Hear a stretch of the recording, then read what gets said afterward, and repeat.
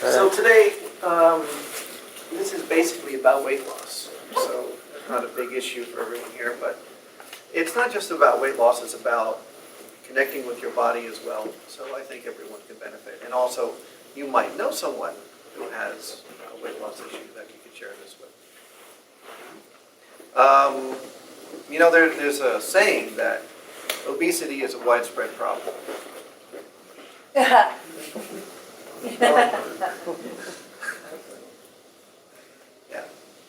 So, but of course it is, yeah. I mean, in both senses of the word. Thanks, Dr. Barry. Well, thank you. Thank you very much. Gene Herschel. Gene with G. Gene with the G. Gene like the DNA. G. No, just Gene. There's no U in front. So gene like the DNA. So that's good. So let's start out with what I promise my clients, okay, for weight loss. Because I do weight loss coaching and weight loss hypnosis kind of combination. Because once you get people on the right path, they sometimes need a little course correction. You ever hear the story that when an airplane takes off from California flying to New York, how often is it off course? Oh. 99% of the time. Because it's not exactly on that, we're just making little corrections the whole way. So, so we make little corrections as we go to our destination. So let me tell you what I promise my clients. Number one, you can eat anything you want anytime. Now this is weight loss, right? You can enjoy eating more than you ever have before. Okay? You can enjoy food more than you have before. You can feel better about yourself while you're eating, and you'll feel better after you've eaten. You can get health benefits from the food that you're eating, not just because you're choosing it, but you're choosing the health benefits into the food, which is an interesting concept, and we'll get into that. And you'll lose weight, and you'll remove any cravings almost instantly. So, what do you think of those promises? Do you think that's possible? It's that kind of crew. So this, you're telling them they can eat anything they want? Like Absolutely. processed foods and things like that? I didn't say. You didn't say no. I didn't say that they could eat processed foods. Right, but would they want? I said that they could eat anything they want. Right? So Dr. Barry and I have very similar beliefs on many things. But, yogis can actually drink quantities of poison and be fine. So I'm not suggesting that my clients go out and eat poison or processed foods or anything along those lines. I ask them to be in tune with their body, and that's how we get into that. So when you're in tune with your body, see, there's a kind of little trick on the wording. You can eat anything that you want to eat. And when you have a better education to your body's signals, you won't want to eat the things that your body says don't eat that. So yes, they can eat anything they want, right? Not anything in the world, anything they want. Okay? So let's take a look at what we think today about food. We're also going to create a new foundation of beliefs and policies for eating that are mind-body friendly. And we're going to walk through some unconscious processes like objections, cravings, and food-feeling dependencies. So has anyone here tried to lose weight or went on something called a diet? Okay. Why don't you share some experiences? Well, mine is not to lose weight, but I have a dietary restriction of no gluten and no wheat. Okay. So I'm basically on a diet, even though I want to be, which is really hard. Because I'm always craving wheat and bread. Okay. So your mind is telling you to do it, but you can't because of this restriction, and it's dietary through a doctor or something? Yeah, I have an intolerance. Okay. And do you want to share your diet experience? Oh, Every mean, I'm morning, thinking every more of morning I weight just loss. swear I'm gonna eat better today, and then before the day is out, I was craving carbs, doing something, and then naturally, then you notice this mental flogging of yourself, is going to be better. Exactly. Keep your promise that you made that morning. Right. And I'm not really a heavy person, but I would like to lose a few pounds. And so it becomes a vicious cycle of not happening. Exactly. Yeah. But have you ever gone on a traditional diet where they tell you what to eat? No, and I've certain never things? really did a Weight Watchers thing or anything like that. No. When I was younger, I could just not eat for a few weeks and get skinny. Yeah, That doesn't. just I turn don't off. want to do that anymore. Just turn off that Yeah. hunger factor and appetite. Did you want to share something Oh, about it? sure. Well, as a kid, I was kind of struggled with my weight, and as a teenager, it was at the time it was the no fat diet, so I did all that. And so that just meant I eat lots of bread because I had no fat, and just things got worse and stuff. And then as I got older, I had a pretty low bone density, so then. The doctor told me to go on the bone density diet, Right. so I did that. And then now I have no idea how my bones are, but now I pretty much am raw food vegan. And even with that, in that realm, Right. there are different like levels. Different levels, right? Yeah. Ideally, I get colon hydrotherapy, and that really says like basically you want to start your day out with wheatgrass or a juice, and then for lunch you have either apples or romaine lettuce and avocado, and then Okay. for dinner you have like romaine lettuce and like blended seeds and raisins. Right. I can't do that. That's like a little too much. Okay.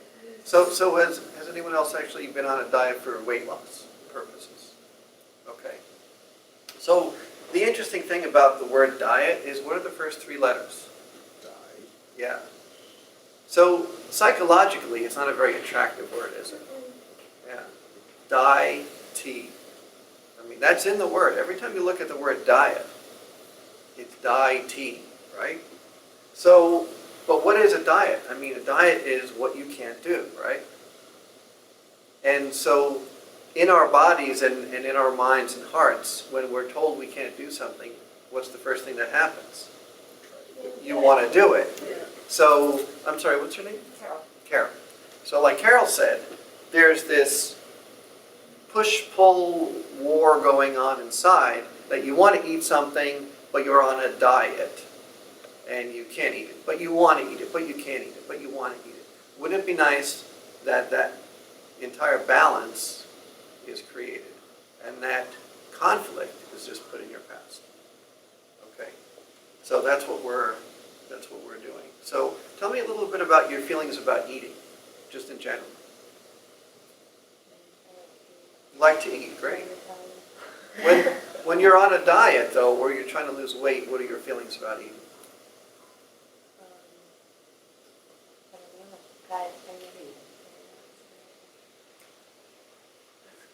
For me, it's very mixed, because I love to eat. I do love to eat. Then I get this person talking in my ear saying, whether it's my internal voice or my husband's question, how could you eat something like that?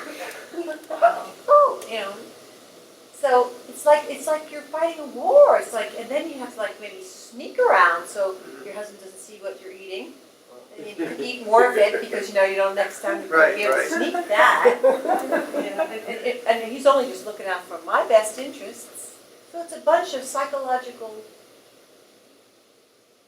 junk in your Conflict, head. right. Yeah. And it's not always an external person. Sometimes it's the internal you're right. person who's fighting us, and we're kind of hiding from ourselves sometimes to try to sneak something before we even realize we're doing it, right?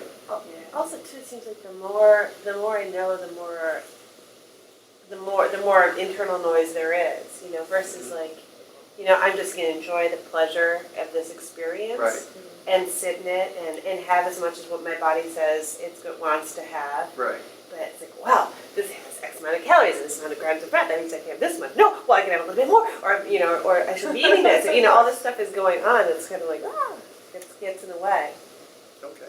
Now, let me just make a disclaimer. I'm not a doctor, and I'm not a chiropractor, and I'm not a nutritionalist. I work with people's connection to their food, okay?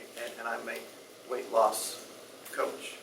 So whatever I say doesn't supersede anything that you might, Joel, I think you got somebody outside poking in. Maybe, or maybe not, I'm not sure. So what I say doesn't supersede anything a doctor says or a nutritionist would tell you. Because I might tell you something that's opposite to what they tell you, and feel free to make your own decision and trust your body. So, let's see.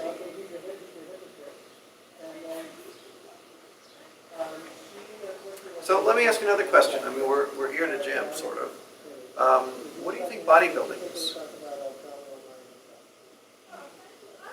Think of people at the gym trying to get buffed a little bit, Okay. unequal balances of muscles. Okay. Any thoughts of what is bodybuilding? It's like strengthening muscles, Strengthening the muscles. enlarging them. Okay. Now, of course, that's what it means. Like if you look at the dictionary, that's what it means. But it's a misnomer. Okay? Because when you're working out, you're actually destroying your body. Right? I mean, you're ripping your muscles, which then grow stronger. And it's a very positive thing to do for your body. But you're not building it, are you? First breaking it down. You're breaking it down. That's the action of weightlifting, is to break down your muscle tissue. So when do we build our bodies? When you sleep. Eating. That's the only time people actually build their bodies. You know? Can I touch your hand for a second? Sure. Okay. You see right there? That's a tuna fish sandwich he had 4 years ago. Right? Okay. Or maybe not, but I mean, your body is all those tuna fish sandwiches and all those burgers and, you know, all the wheatgrass and all that stuff. It's in our body. And maybe that wasn't a tuna fish sandwich. Maybe it was what? What do you think it might be? Well, it could have been a tuna fish sandwich. Could have been a because I don't tuna eat fish red meat, sandwich. So it could have been. So maybe it was just a lucky guess that it really was a tuna fish sandwich right there. So, but that's the point, is that we're building our body. Now, has anyone here ever gone kitchen shopping? You know, rebuilding or redoing Yes. a kitchen? Yeah. Okay. That's a harrowing experience, isn't it? Yes. Okay. Why? How long does it take for you to decide what to put in your kitchen? It took a few weeks. It took weeks. Yeah. Anyone else? Weeks, months maybe, sometimes? 2, 3, 4 weeks? Isn't it interesting to know that most people, and this is a bad example of that because you're good examples of positive eaters, but isn't it interesting to know that most people spend seconds deciding how to build their body? They walk through the store and they say, sale, sale, sale, sale, sale. Sometimes they'll give a gander at all those things inside. But in general, people just, oh, my mouth wants this. My mouth wants this. My mouth wants this. But what does your body want? So part of what we're doing now is shifting our belief system about the process of eating. Because once you see eating as building your body, suddenly some of the foods that appear to be amazing and I have to have them feel differently, don't they? When you look at food as building blocks for your body, it suddenly shifts something in our belief system, in our body's physiology, in our nervous system. And the brain starts looking at food differently. So when I said you can eat anything you want, when you look at food as building your body, as the ingredients that are going in to create who you are, and you say, is this one of the building blocks I want to use? Is this going to be part of my foundation of what my body is? Because that's really the shift that we have to make. To go from the past of eating is just for pleasure, just for what my mouth wants, to, hey, you know what? I'm building my body. Let's look at food in that way. Okay?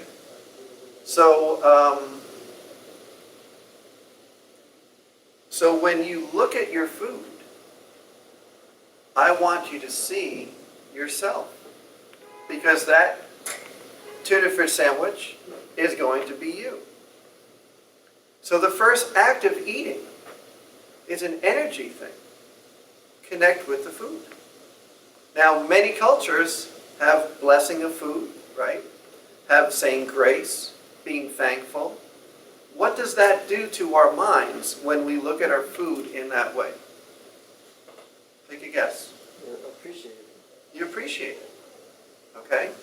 Now, does everyone here believe that energy is real? Yes. Okay. So I don't have to go through all the disclaimers and everything.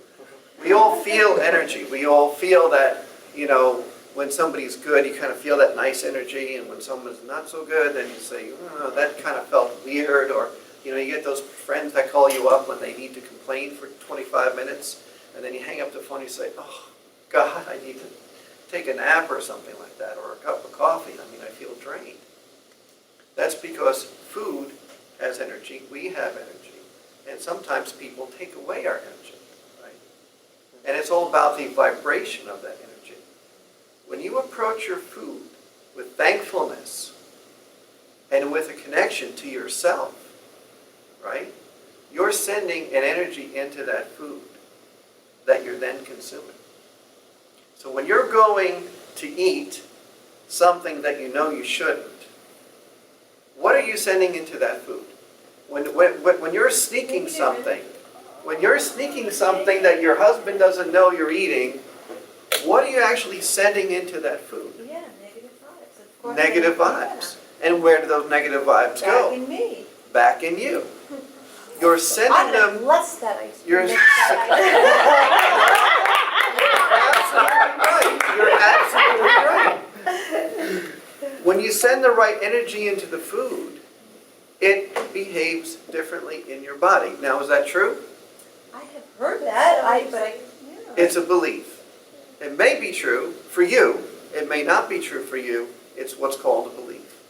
But beliefs work for those who believe them, right? Beliefs create our experience and our realities. They're the filters that we see the world through. If you have a red filter, you say, oh, the room is red. If you have a green filter, you say, oh, the room is green. So the beliefs are the filters. So if we look at our food and we say, I love you to your food, and that goes into your body, what happens to our body? We're adding love into our body, aren't we? I was working with one client, and she needed to lose about 80 pounds. I mean, she was very, very obese. And she said, I said, what is the craving that you have right now when we first started? And she said, you know, all day long I've been thinking of chips smothered with cheese. You know, nachos, right? So later on when we got to this part, I said, what does that food say to you? And it said anger. Wow. Right? So what happens when she takes that food and puts it in her body? Right? When she became aware of the energy in that food, she was punishing herself for something, which is one of the processes that we learn to do over time. Think of this. Every emotion that you've ever felt in your life, you felt while eating at some point, correct? Yes. Right? So sometimes when we are looking for a feeling, what do? We go for the food. And sometimes it's not a good feeling. Sometimes we feel that we need to be punished for something. Okay? And sometimes then we'll go and get a food that's actually a punishment.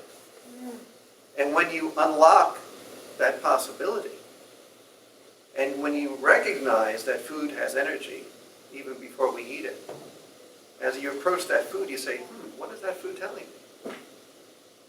And no matter how, quote-unquote, delicious it is, no matter how much our mouth thinks it wants that food, if that food is not a good building block, should we eat it? That pleasure that we feel, is that really pleasure, or is that are we satisfying a need, possibly for punishment, possibly for something else that's negative? So being clear about our connection to our food is one of the primary gifts that people get when they go through this program. So when preparing your food, there are a couple of things you need to do. Number one is you need to select the food that your body is saying, I want this to build. Okay? If your mouth wants the food, can you tell the difference, everyone? Yeah. The difference when your mouth wants something and when your body wants something? Okay? If your mouth wants something, it is a little chilly in here, isn't it? Joel, is there any kind of way of jiggling the temperature? Let's see. You can all do jumping. Yeah, do a little machines. do a little cross crawl. Yeah, cross scroll. Yeah, so when you're getting your food, the first thing you do is find food that your body wants. And, if you have trouble hearing it, go like this. Okay? And now think of a food that your mouth wants. So there's a sign that says do not touch. Exactly. Look. Do that again. Which part? Oh. You went, ugh. Because something his mouth wanted, his body doesn't want. It's going, spitting it out. He's mentally spitting out a food that his mouth wants. But his body's pushing it out. And that's an automatic thing when we check in with our bodies. It becomes an automatic thing to know what foods are right for us. So we ask the question, I want such and such, then we feel our bodies, and the bodies will say whether we want that or not. What happens over time is it becomes automatic. You look at the food and you'll know right away. In the beginning, as you're practicing, as you're exercising this new muscle, right? As you approach the food, you can check in and say, does my body want that? Now, everyone asks their question, does my body want that? And think of a food, whatever it is.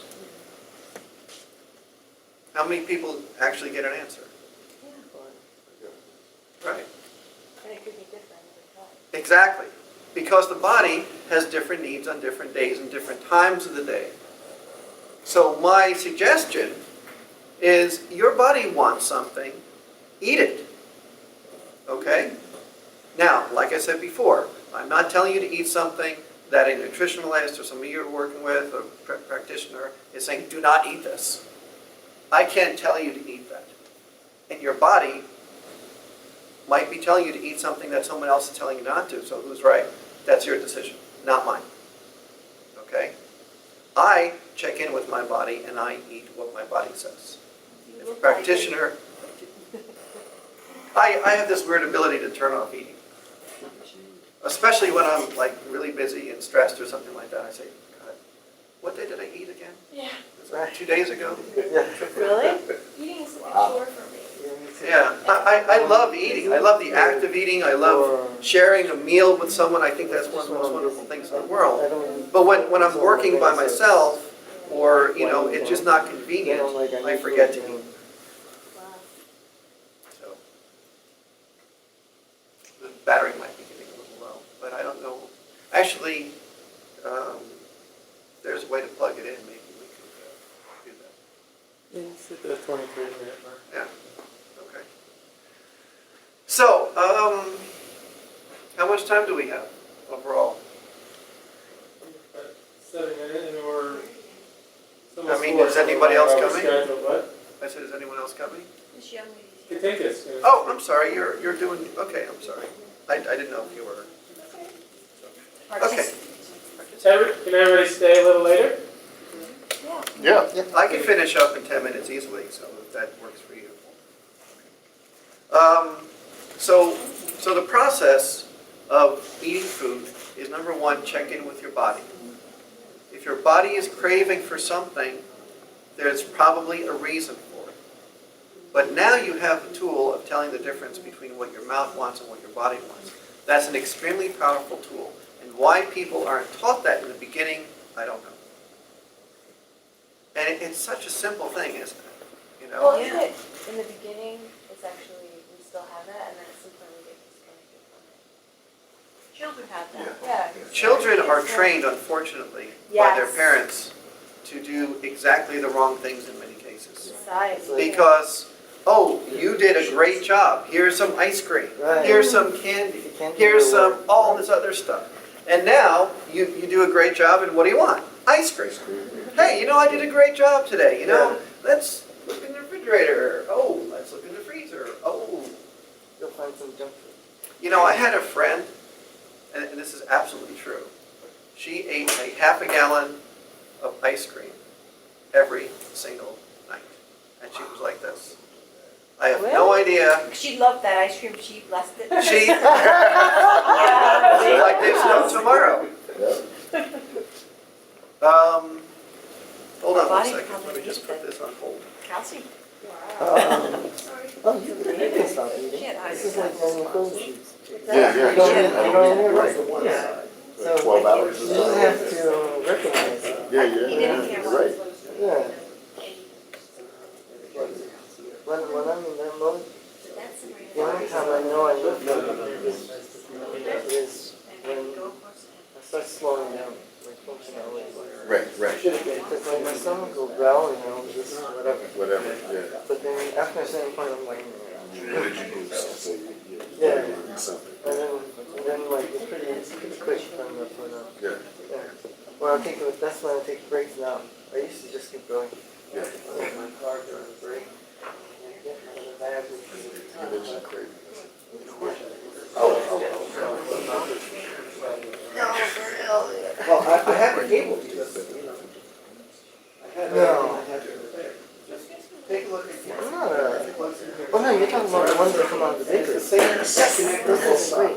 They're like, Sorry about that, some guys. Krispy Kreme, but it's not as good as. Okay. Yeah, it's pretty cool. So this girl actually ate that quantity of ice cream every single day. And she showed me her output after, like, you know, after a week, it was all stacked very neatly in the kitchen. And when she walked into her local store, the guy just took one look at her and went into the back and got a whole nother 5. So this wasn't a joke. She actually did this. But she was able to deal with it. I mean, I have no idea how, but she was able to deal with it. It's amazing. I mean, the amount of sugar, Did her body say she Cream. wanted that? I have no idea. Well, you This know, is before I was doing this. This is a long time ago.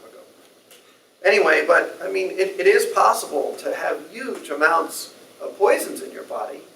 And it undoubtedly was her mouth screaming, I want this ice cream. Her body was probably saying, I don't want it, but it was getting rid of it as opposed to processing it and storing it. Because her belly button almost touched her spine. I bet she was lactose intolerant, because I have a friend, every time she eats ice cream, she just goes, that comes right out. I don't know. But I She mean, wasn't another absorbing story. but I mean, we're talking about half a Yeah. gallon here. I mean, you know, I didn't see that behavior, but anyway, so as you're preparing your food, first thing is, you know, select the food, right, with your body. After you select it, prepare smaller portions. Now, I didn't say cook less. I said the portion that goes on the plate needs to be smaller. Now, most people know this, but your stomach gets the signal 20 minutes after, the brain gets the signal 20 minutes after the stomach is full. So you're eating, and you're full already, but the indicator is still rising. And once it hits the top, if you were eating for that amount of time, then where does it wind up? Oh, God, I can't believe, remember? I can't believe I ate the whole thing. Yeah. Yes. What's the next line? I feel sick. You ate it, Ralph. It's Rolaids commercial. Did you find it? Nope. Yeah, Alka-Seltzer, yeah. You ate it, Ralph. So, so people don't know that they're actually full until 20 minutes after they are. So if you prepare a smaller portion, then wait 20 minutes after you finish, and the food's there. There's no need to start cooking again or something like that. If your body wants more food, as I said in the beginning, if your body wants more food, eat as much as you want. Whatever quantity your body says, I need that food, continue eating. But give it a break first of that 20 minutes. Let your body catch up. Because isn't the purpose of eating to feel good? Now see, that's where the mouth kind of confuses things. Because you think you're feeling good eating that thing that your body doesn't want. But then later on, there's this long period. There's a short period of pleasure, and this long period of feeling really sick and guilty. So what I want you to do right now is imagine your timeline. Where's your future? Everybody point to their future. Is it left, right, straight, up, down? What? Okay, got it, got it, got it. Okay. Now, where's your past? Okay. Some people it's behind, some people it's to the left and right. Take all those feelings of feeling really sick because you've eaten too much and put them in your future. So you're aware of them while you're eating and you know what to do. Your body knows what to do at that point. Because you want to feel good, don't you? Another reason why people overeat is because they feel scarcity. Okay? How many people here are afraid that tomorrow they won't be able to eat? No, I mean that you won't have money to eat. As in tomorrow, as in literally tomorrow? Literally tomorrow, the next day, the day after that, I'm not, if I don't put the food in my body, it may not be there tomorrow. I don't have that now, except I still have the habit of eating prophylactically because I was the oldest of 7 children. Uh-huh. And at the table is this much. So isn't it food. nice to know that that can just simply be in the past? Yes, I have. We don't that, need yes. to know how you got here. It's like when you turn on a GPS, it doesn't say, how the hell did you get to this neighborhood? It says, okay, where are That would you? be a funny GPS. Where do you want to go? Technology, oh my Right? goodness. You know, it doesn't say, hey, wait a minute, what are you doing here anyway? How did I get here?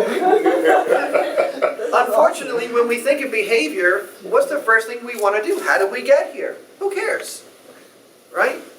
What has to be, and by the way, once you reinforce how you got there, what does that do to the behavior? Justifies it, right? It says, oh, now I know why I'm doing it, the wrong thing, to make my body sick, to make me have this extra weight that I want to now lose. Now we know why it's happening. Does that make it better? No. So what you need to do is you need to recognize that feeling the whole thing could be just thrown into the past. Once you recognize that unpleasant feeling that the mouth is making happen, right, is in the wrong place. Put it in the right place. When you're eating, recognize how you're going to feel and how you want to feel. Make a choice. If you don't have a choice, what are you going to do? Nothing. You're going to stay like a railroad car, right? They can't make, I think I want to make a left here. It's on railroad tracks. When you have choices, you could look at your food and say, this size might be good. Let me try it. I feel so much better now. It's an hour after I've eaten. I'm not hungry anymore. And I feel great. And that's a wonderful way to live through life, isn't it? Okay?